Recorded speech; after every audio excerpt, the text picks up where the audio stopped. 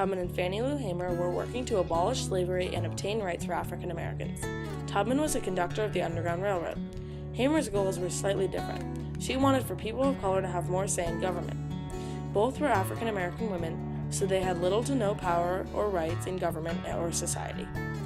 Harriet Tubman was born in 1820 on a plantation in Dorchester County, Maryland. Both her parents were slaves, and as a young child she endured the hardships of slavery, often being whipped and beaten by her masters. In 1849, she escaped from the plantation on which she lived to Philadelphia, and within 1 year returned to her home to help rescue her family. As Tubman stated, quote, "I was conductor of the Underground Railroad for 8 years, and I can say what most conductors can't say. I never ran my train off the track or lost a passenger." End quote. As a conductor of the Underground Railroad, a system of safe houses for escaping slaves, she led over 300 slaves to freedom. Even when the Fugitive Slave Law was passed in 1850, stating that anyone found helping a slave to escape could be heavily punished, Tubman continued with her work. Eventually, she became a scout for the Union Army.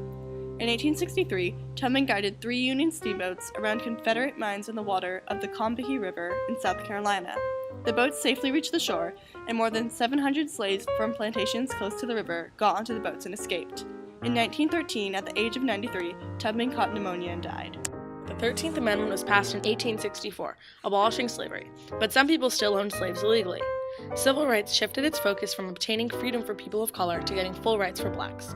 Fannie Lou Hamer was one such person who helped to advance civil rights. Born in 1917 in Mississippi, Hamer worked as a sharecropper. As an adult, she was encouraged to join the Southern Leadership Conference and the Student Nonviolent Coordinating Committee. At these meetings, she became convinced that no matter what, she would try to get registered to vote, and in 1963, she became a registered voter. Hamer also worked towards getting blacks a greater voice in government. She founded the Mississippi Freedom Democratic Party in April of 1964. With the group that she collected, she told the state government that Mississippi African Americans were not being fairly represented at the Democratic Convention. This did not work, so the next year she decided to run for Congress.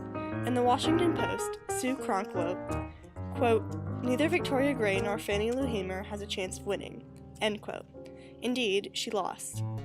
In the name of Hamer's reform work, multiple organizations were supported, and Hamer herself helped found many charities in her community. Also, her work helped towards passing the Voting Rights Bill, which was finally passed in 1965. Despite the fact that Harriet Tubman and Fannie Lou Hamer lived in separate centuries and worked for slightly different causes, they both worked towards black rights and helped make a difference for many African Americans in the United States. By the time Hamer started with her work, slavery had been made illegal. However, the sharecropping system denied African Americans full equality, so Hamer focused on getting blacks the rights they deserved. Both Tubman and Hamer believed that everyone should have equal rights despite differences in class, race, or gender. Hamer and Tubman's accomplishments are extremely admirable, seeing as they were both women working towards civil rights in a male-dominated society.